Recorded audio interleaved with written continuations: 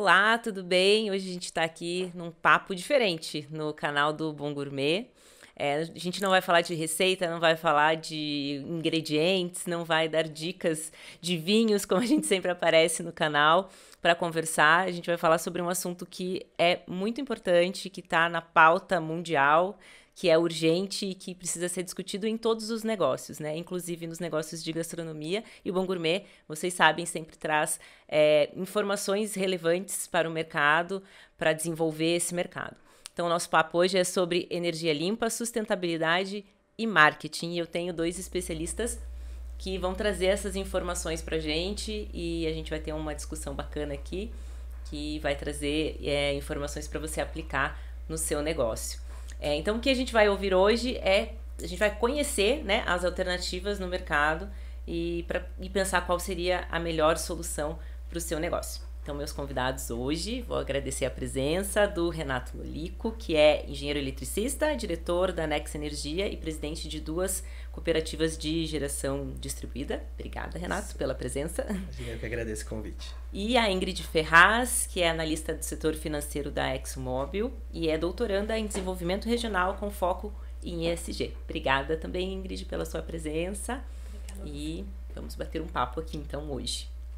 Eu vou começar botando uma pergunta que é uma dúvida minha, é uma dúvida de muitas pessoas, embora a gente esteja começando a falar um pouco sobre esse tema, ele ainda é novo, né, assim, para todos. Então, o que é ESG, gente? Quem quer começar falando um pouquinho? Então, ESG é a sigla que na verdade, é Environment, Social and Governance, que se relaciona justamente às práticas de governança, práticas de políticas ambientais e sociais que as empresas adotam em termos de responsabilidade social corporativa, né, e ambiental também.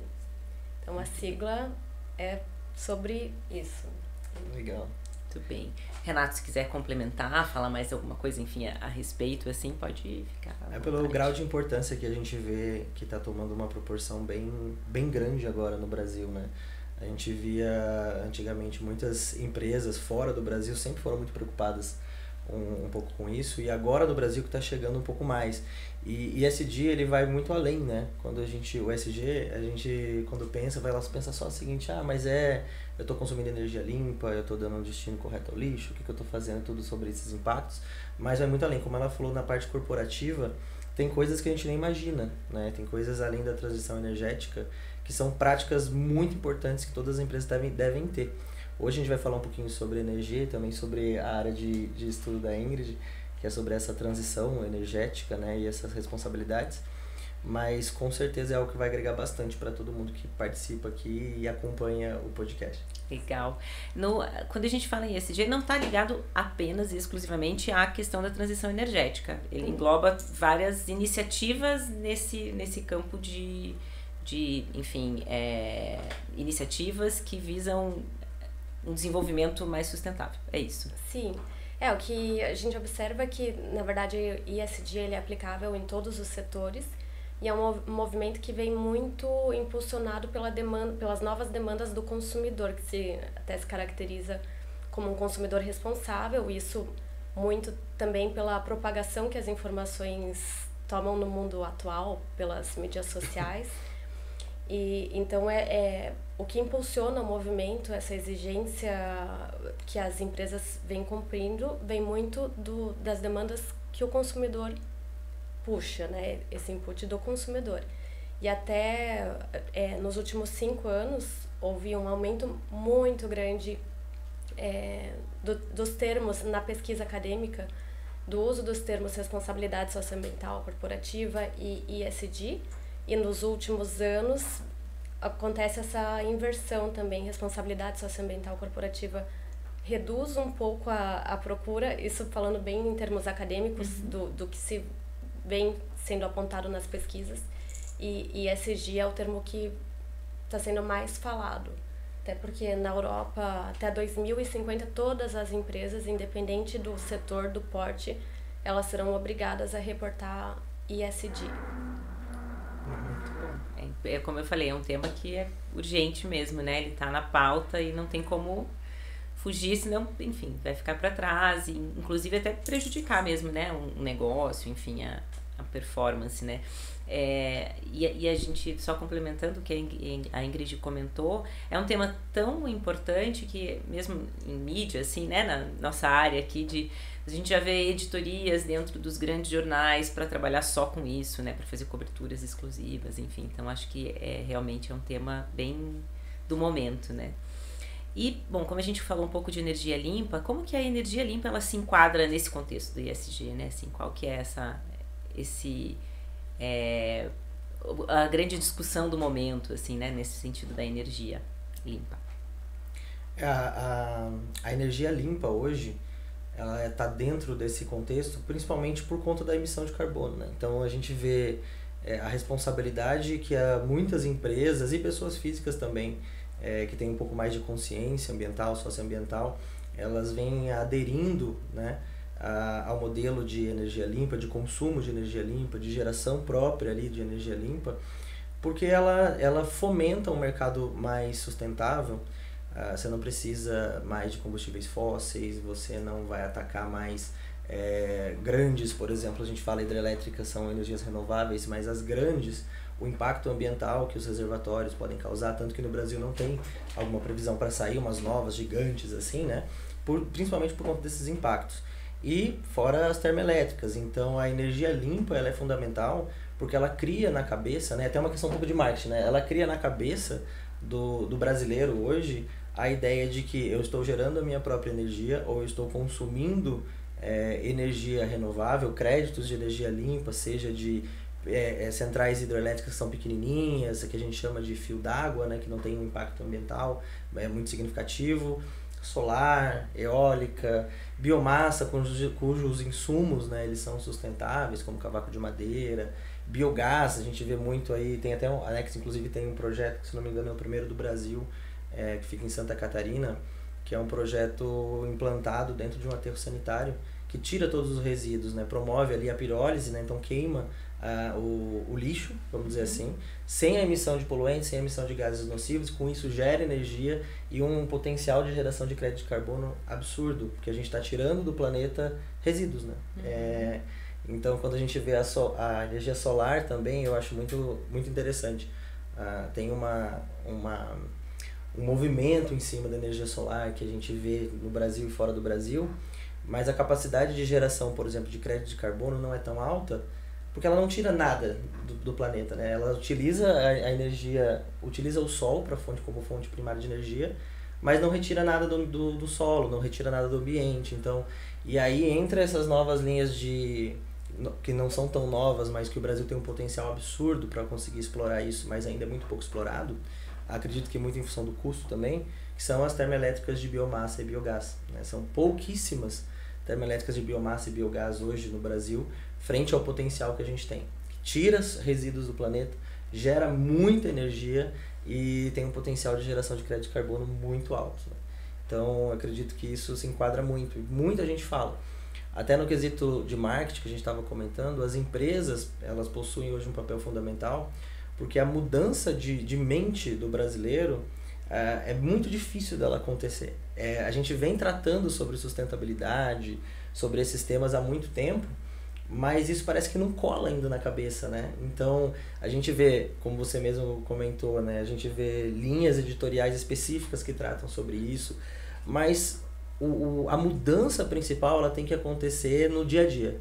Então, quem que está dentro do dia a dia hoje das pessoas, fazendo parte ali daquele meio, são as empresas, é a pizzaria, é o restaurante, é a casa de marmita que ela vai lá buscar, é a academia que ele está indo. Se essas empresas tiverem um trabalho de sustentabilidade, de divulgação, de estarem promovendo, né, essa questão do ESG, estarem promovendo a sustentabilidade, fazer o seu, que a gente chama internamente lá na Anex de marketing verde, pouco a pouco, a cabeça daqueles consumidores, daqueles usuários, pessoa física, o cara que tem um apartamento, ele nem gasta muito, ele gasta 150, 200 reais de energia elétrica, ele vai começando a mudar porque ele está sendo bombardeado, não só pela grande mídia, mas pelo dia a dia. Por isso eu acredito que é muito importante essa discussão, principalmente dentro dos pequenos e médios empreendedores, já que os grandes têm metas, né? Hoje já tem metas para serem atingidas, e a gente vê das grandes empresas, inclusive lá na Next a gente já teve essa experiência, de grandes empresas que não podem fechar negócio com outras empresas que não têm um compromisso ambiental, né? Não tem um compromisso verde, vamos dizer assim. Então, acredito que a energia está muito ligada a isso, porque é o principal tema que vem na cabeça. Quando eu falo de sustentabilidade, o que vem na cabeça? Queimada, exploração de petróleo e geração de energia. E da onde está vindo a minha energia? Eu estou queimando? Às vezes eu até estou, mas eu não estou queimando nada que gere algo nocivo, né? Que tenha fumaça, que a gente fala mais abertamente para todo mundo entender, nociva. Então, isso é fundamental.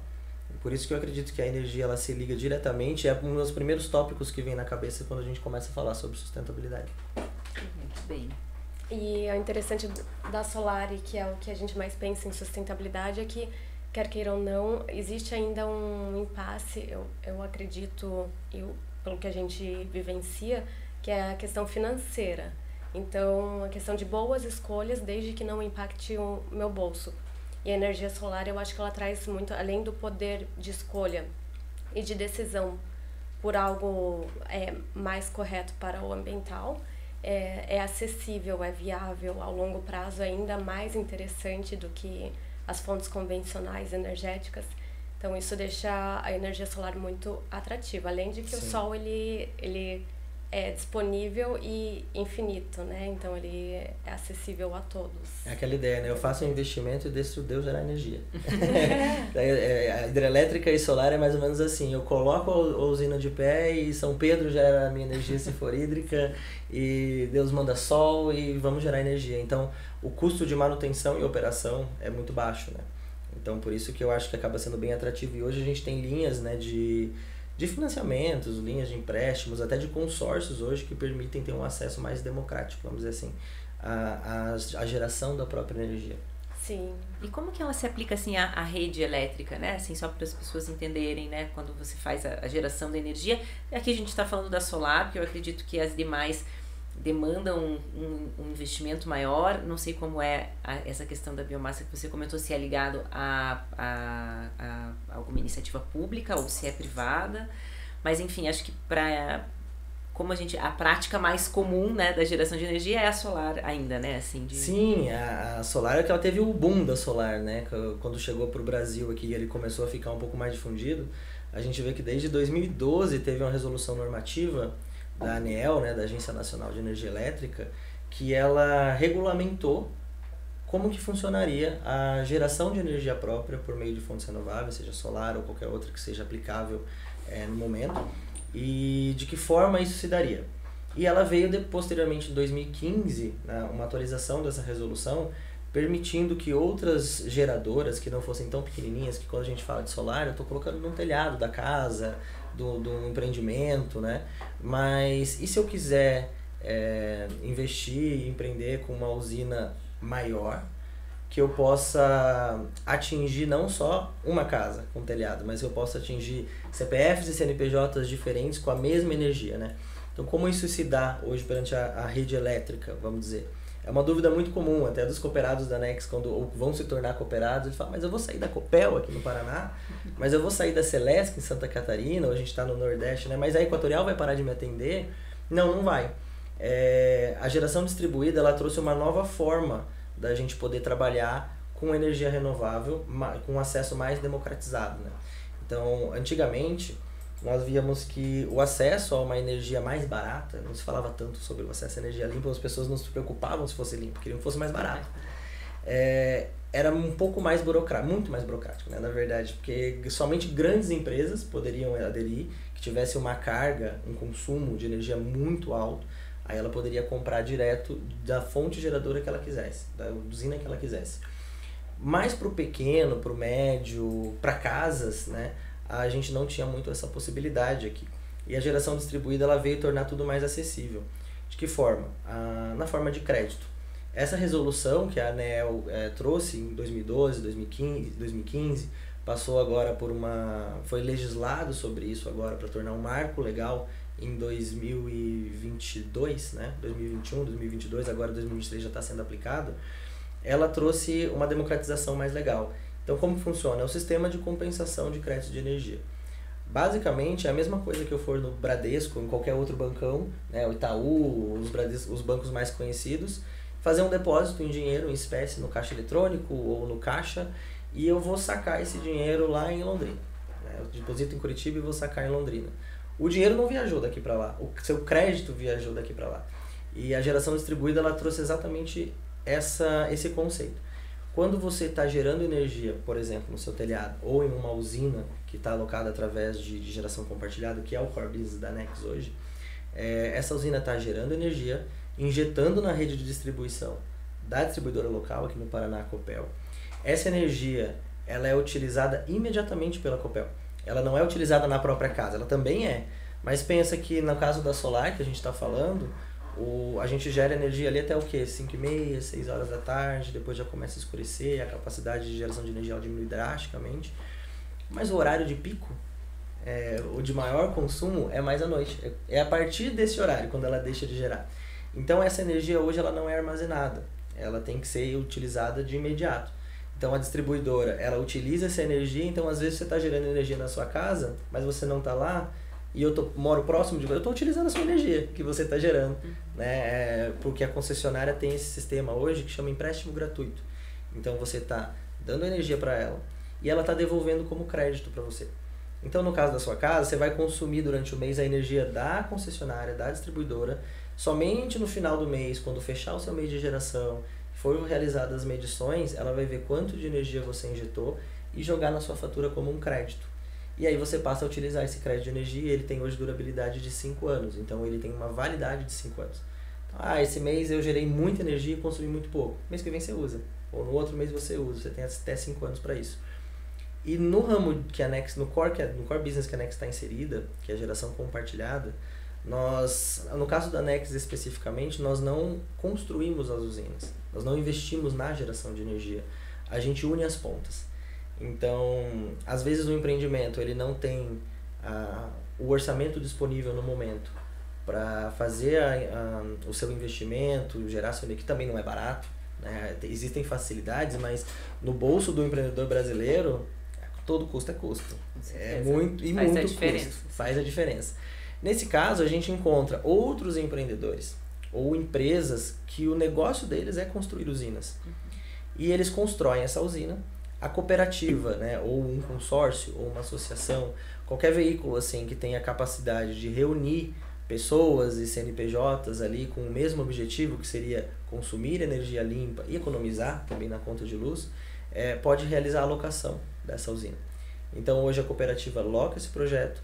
Então o projeto pode estar em Francisco Beltrão, gerando energia, e os créditos sendo jogados só aqui para residências, comércios, aqui de Curitiba, de Londrina, em qualquer lugar onde seja a concessionária Copel, por exemplo, que tem que ser a mesma distribuidora.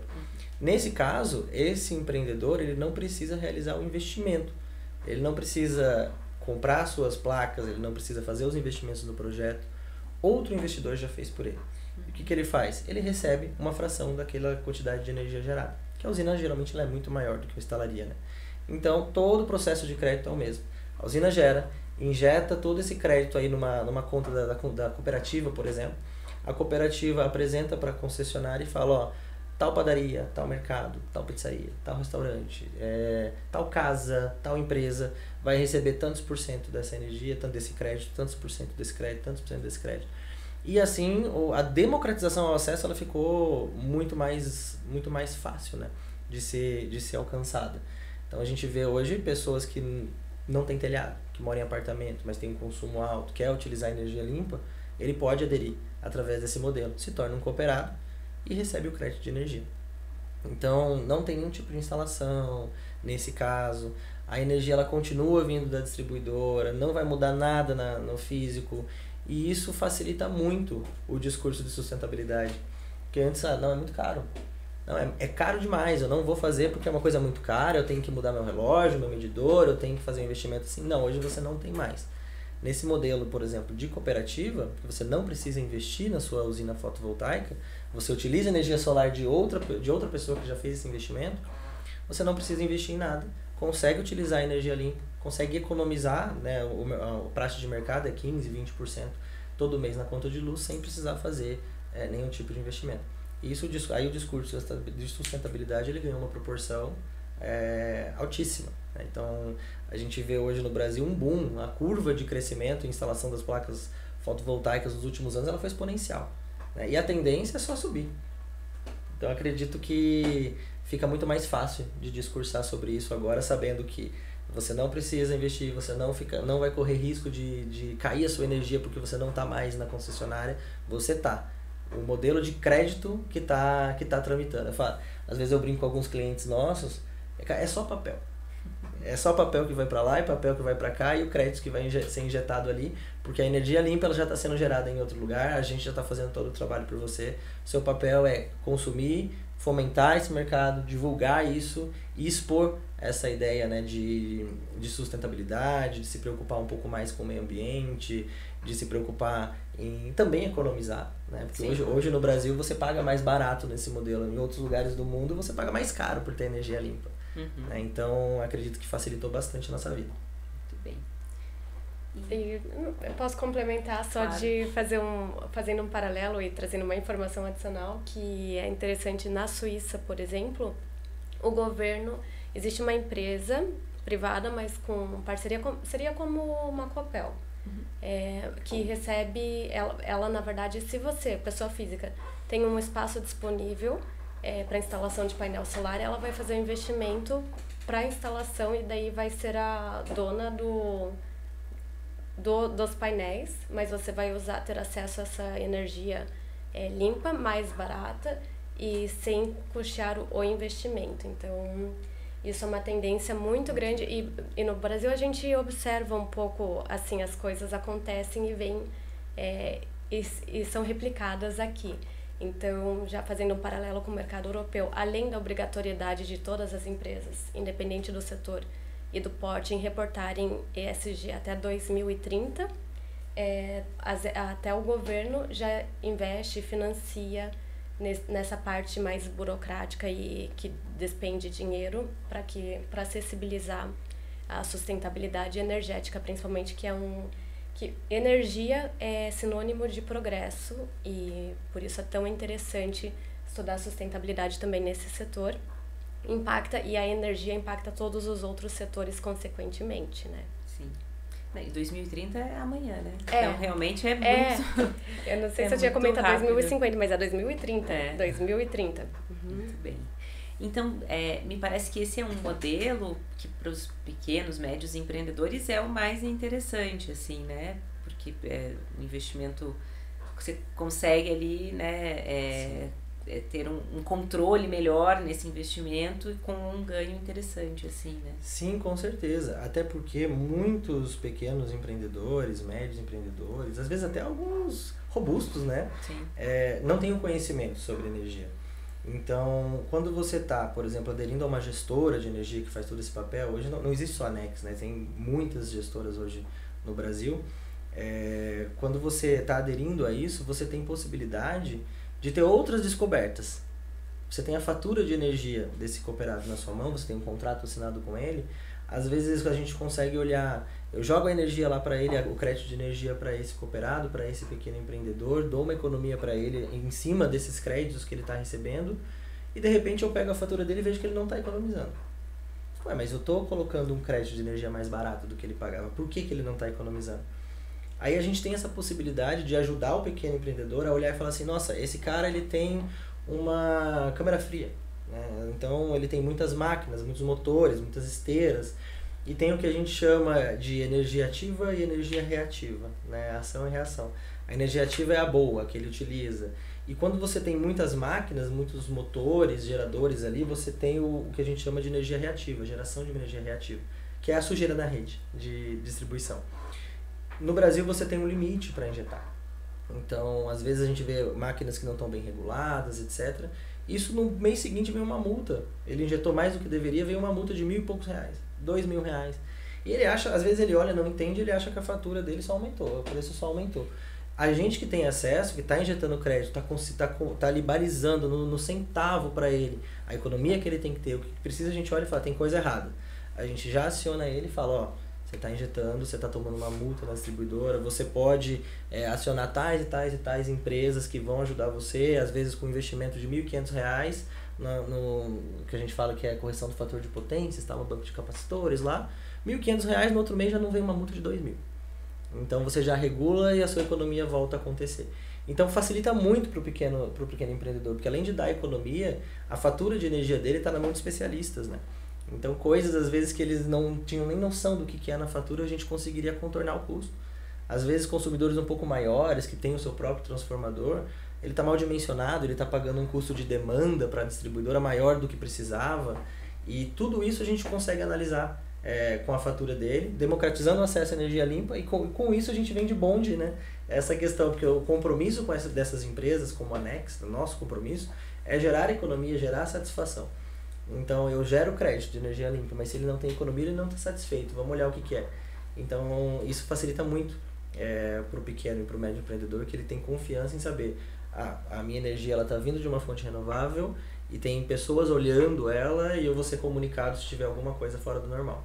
Ele não precisa investir nada mais por isso, né? Então, isso é fundamental. A única coisa que acontece é que muitas cooperativas, assim como a Nex, a gente não toma a titularidade da conta de energia desse cliente. Então, ele continua pagando a concessionária e paga também uma fatura dessa cooperativa. Então, a gente fala que a única burocracia dele é pagar 2 boletos. Só que quando soma os dois, ele está mais barato do que era antes. Por que a gente faz isso? Para que ele continue tendo acesso à fatura da distribuidora. Para que ele continue vendo o que ele está pagando ali, os impostos que a distribuidora está recolhendo dele, o ICMS, o PIS e COFINS, as bandeiras tarifárias que não estão incidindo, e a gente manda para ele um outro relatório. Então, isso facilita muito a vida do empreendedor. Você tira dele uma carga que às vezes ele nem pensava, porque o cara já colocou no fluxo de caixa dele aquele custo com energia elétrica, que é básico, que é essencial, que é obrigatório, que ele não pode furar, porque sem a energia elétrica rodando perfeitamente no estabelecimento dele, o negócio dele para. Não acontece, né? O negócio dele não acontece. Ingrid, a gente estava falando aqui um pouco, você comentou de legislação na Europa e tal. Como que está caminhando aqui no Brasil, assim, né? Pergunta para os dois, mas enfim, como a Ingrid comentou ali da legislação europeia, né? Que você comentou até 2030 e tal. A gente tem muito a avançar, tem algo sendo discutido, qual que é o cenário, assim, né? Eu acho que vem sendo discutido cada vez mais. Daí a questão que impacta mais o setor nacional são essas as legislações que foram comentadas da ANEEL em questão de geração distribuída, de crédito, né, de você devolver, você recebe crédito de utilização de energia da concessionária, mas o que impacta muito também o mercado nacional é justamente a legislação do exterior, porque, por exemplo, dessa parte de ESG, da obrigatoriedade, para as empresas reportarem, também afeta os fornecedores. Então, uma empresa, não adianta ela ser da Europa, ela tem ESG e ela consome de uma empresa que não adota políticas de responsabilidade social ou de governança aqui dentro do Brasil. Provavelmente essa empresa nacional vai parar de fornecer para essa de fora, porque eles também são obrigados a consumir responsavelmente dos próprios fornecedores, exigir isso dos fornecedores.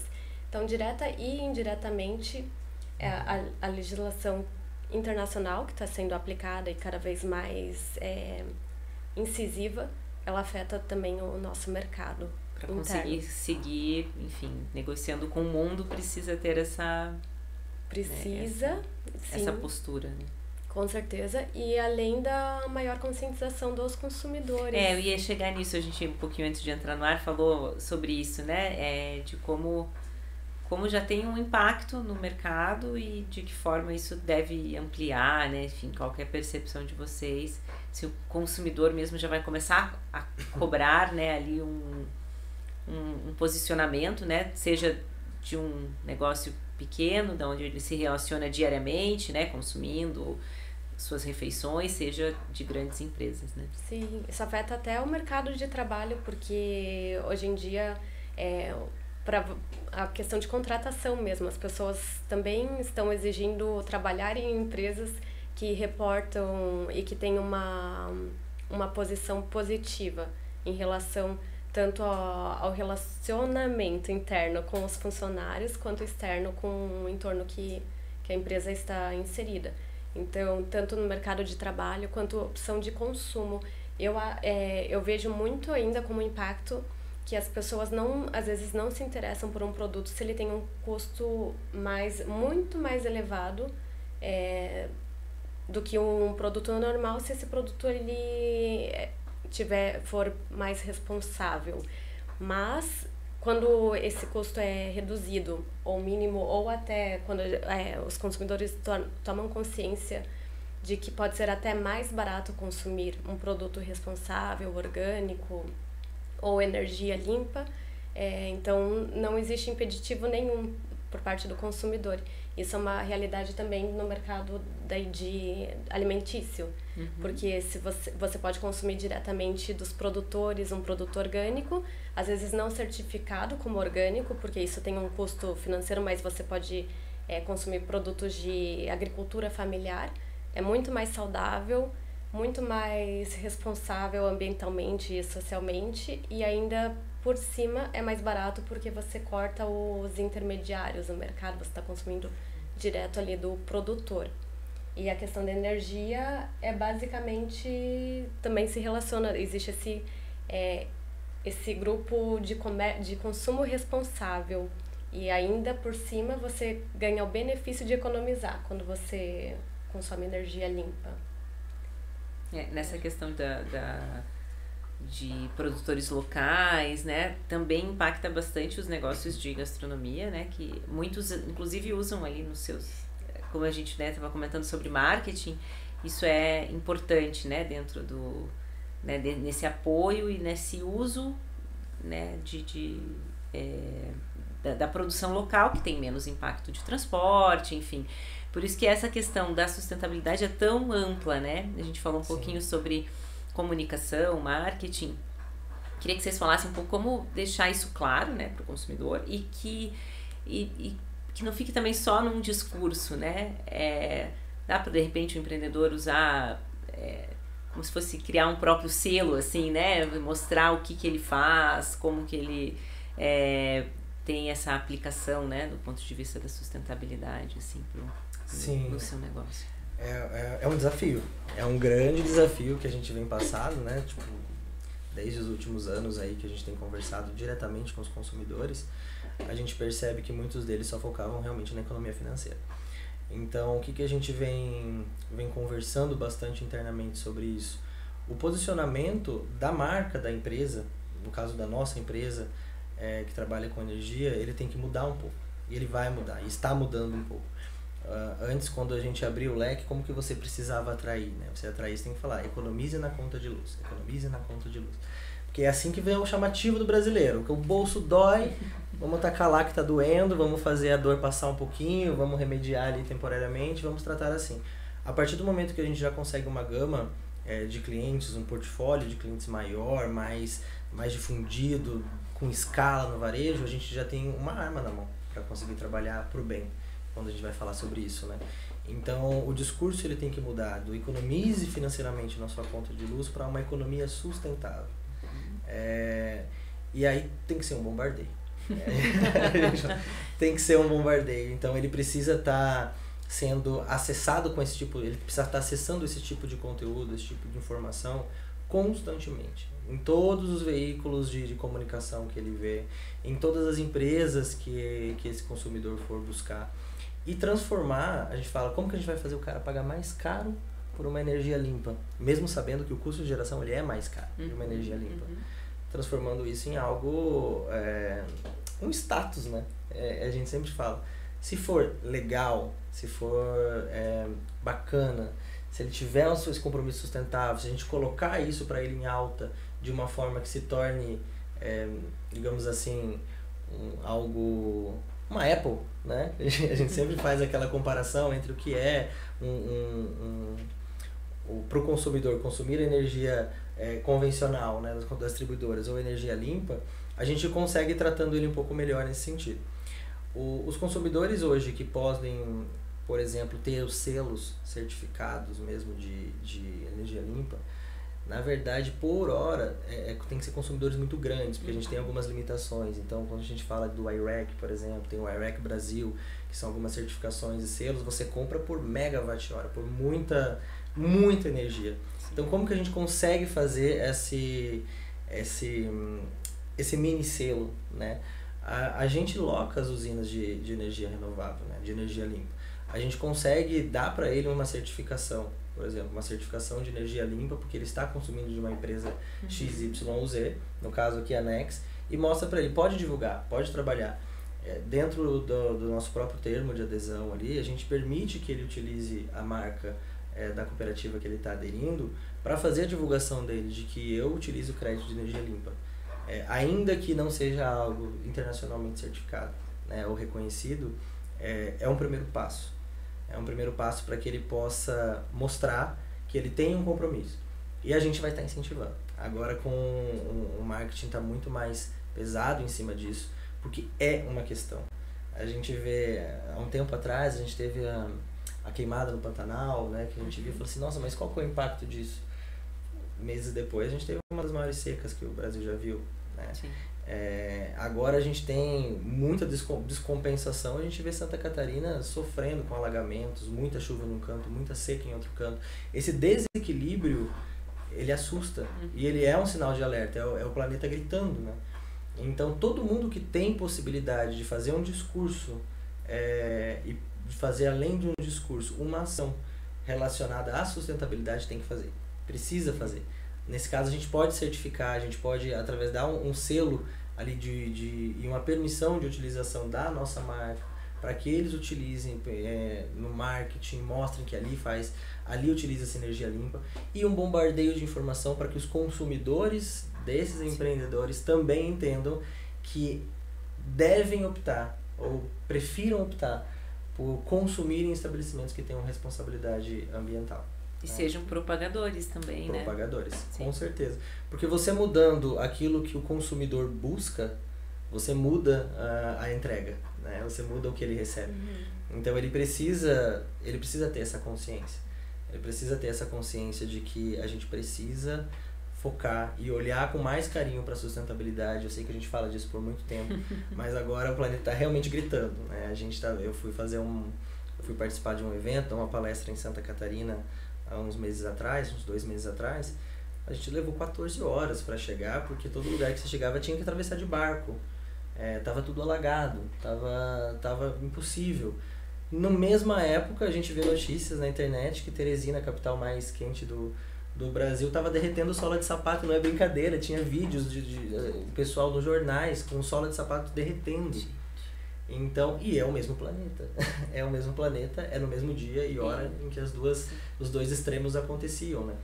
Então esse desequilíbrio precisa ser colocado em alerta, precisa ser colocado em mídia, porque assim a gente vai conseguir ir mudando pouco a pouco a mente do consumidor e os empreendimentos vão conseguir mudar também, e o papel de todo mundo, porque é uma via de mão dupla, né? Então não é só o consumidor que vai buscar algo que precisa ser sustentável, mas o empreendedor, o empresário também precisa mostrar para o consumidor que a sustentabilidade é um tema, é uma questão, e ele está preocupado com isso. Então é uma troca. Então o consumidor busca por isso, o empresário cria essa necessidade, e aí a gente vai trabalhando na construção de um Brasil melhor, que realmente venha a pensar mais sobre esse tema com mais carinho, com mais responsabilidade. É claro que quando a gente tem metas, né, por exemplo, a Ingrid comentou com a gente até 2030, você não pode dar uma meta sem dar condições de trabalho. Então é por isso que existem políticas de governo, né, fora do Brasil, para incentivar essa migração. No Brasil não é diferente. A partir do momento que a gente tiver metas para serem atingidas, a gente precisa lutar para ter incentivos também que nos ajudem o pequeno, médio, grande consumidor, e pequeno, médio, grande empresário a alcançar o objetivo. O que a Ingrid falou é muito verdade. Eu estava conversando esses tempos com um engenheiro de qualidade de uma montadora de veículos, ele falou, até o final do ano que vem a gente não vai ter fornecedor por aqui, porque a política veio de fora. A gente precisa ter fornecedores que também tenham um selo e responsabilidade ambiental. E no Brasil é difícil. Sim. Então, e quem se adianta, nesse sentido, já vai ter uma vantagem competitiva muito grande, né? Com certeza. Porque o ISD, inclusive, isso a gente ainda não comentou e é muito importante, são indicadores não financeiros do valor da empresa. Então, até para mercado de ações, para decisões de investimento, os investidores, eles procuram um reporting de ESG para saber em qual empresa investir. Isso, e o ESG se traduz na viabilidade a longo prazo não financeira da empresa, na sustentabilidade da empresa. ESG, além de práticas que são bonitas de se falar, de se apresentar, elas são métricas que vão demonstrar e apontar o grau de saúde e sustentabilidade a longo prazo das empresas. É um norte, assim, né, de como ela está se comportando nesse sentido, assim, né? Muito bem.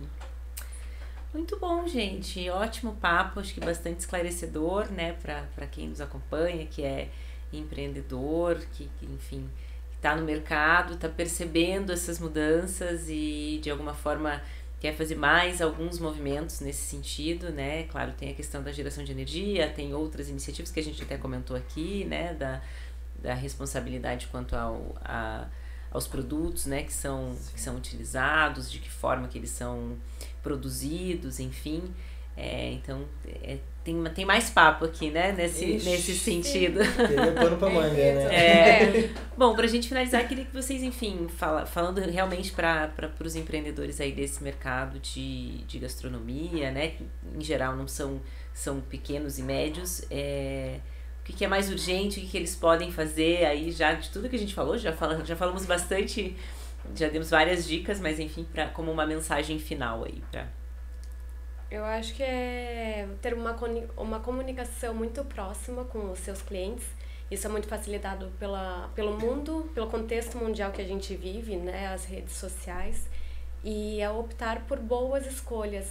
E isso pode impactar até positivamente financeiramente para o bolso dos empreendedores. É consumir local, produtos regionais, sazonais, e isso já agrega valor à empresa e traz um marketing social ambiental que não é apenas greenwashing, porque além de fornecer um produto de maior qualidade para os clientes, vai estar ajudando e fomentando o comércio local e repassando dinheiro para os bolsos que mais precisam. Então, células de consumo responsável e energia limpa para o cliente,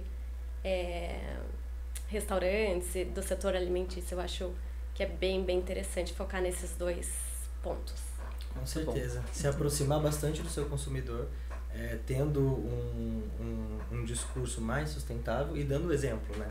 Então, hoje, como a Ingrid comentou, ele tem na mão ações que ele pode tomar de forma rápida, no âmbito da energia, né? Eu sou engenheiro, eu sempre vou trazer para a energia. No âmbito da energia, ele tem uma possibilidade de aderir hoje para consumir crédito de energia o mês que vem. Então, já é uma ação. Não tem custo para isso. Ele já pode tomar essa medida rápida. E na questão também de optar por escolhas boas, seguras e mais sustentáveis na questão dos insumos, né, da matéria-prima ali que ele vai utilizar, para cá também. A nossa região aqui ela é muito rica também nisso, né? Então, na minha casa eu opto por comprar produtos orgânicos, né? Então a gente vai em feiras, etc. Então eu tenho essa responsabilidade lá, nós temos essa responsabilidade. Acredito que tudo isso focado, direcionado e comunicado, a gente fala no ramo dos negócios, infelizmente não tem essa do que não saiba a mão direita o que a mão esquerda faz, não sabe o que a mão esquerda e a mão direita.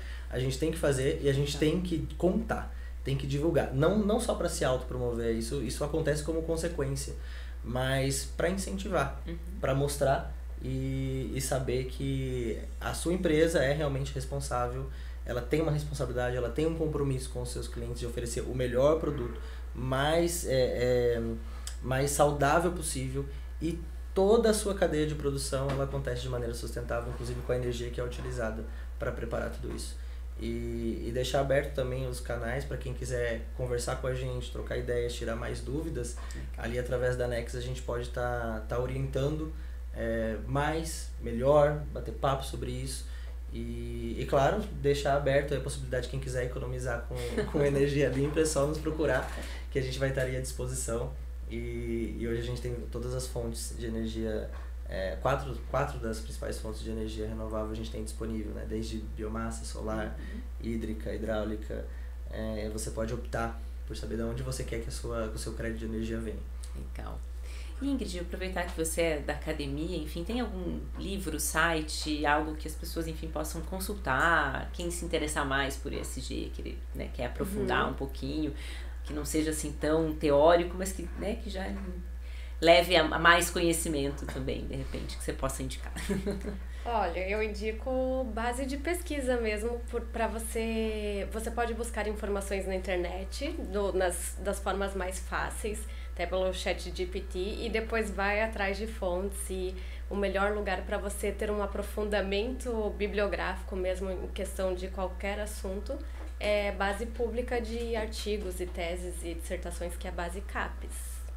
E também se aproximar do setor acadêmico é muito importante, porque o setor acadêmico está também se modernizando e precisa ficar menos teórico e mais prático, então vale a pena consultar professores, os recursos disponíveis que a gente tem, que são normalmente pessoas muito abertas e muito apaixonadas por compartilhar informação e conhecimento. Então, muito bem. Podem nos procurar também e a gente fica disponível para tirar mais dúvidas ou tentar encaminhar da melhor forma possível a dúvida. Muito bem, porque estamos todos no mesmo planeta, né? Não tem planeta B, então exatamente. Tem que cuidar desse, né? Exatamente. Algumas pessoas acreditam que tem, então, mas vamos tentar mas por hora preservar. A gente não consegue chegar lá. Parece um pouco distante, né? Sim, vamos tentar preservar. Não é só a gente que tem valor, né? Preservar a biodiversidade, que é tão linda. Exatamente, né? Não, somos apenas uma espécie entre bilhares, né? Muito bem, gente. Obrigada, Renato. Obrigada, Ingrid. Foi um papo muito legal, muito esclarecedor. E nos encontramos em uma próxima. Muito obrigada. Um abraço. Obrigada, Eu que gente. agradeço. Obrigado. Tchau.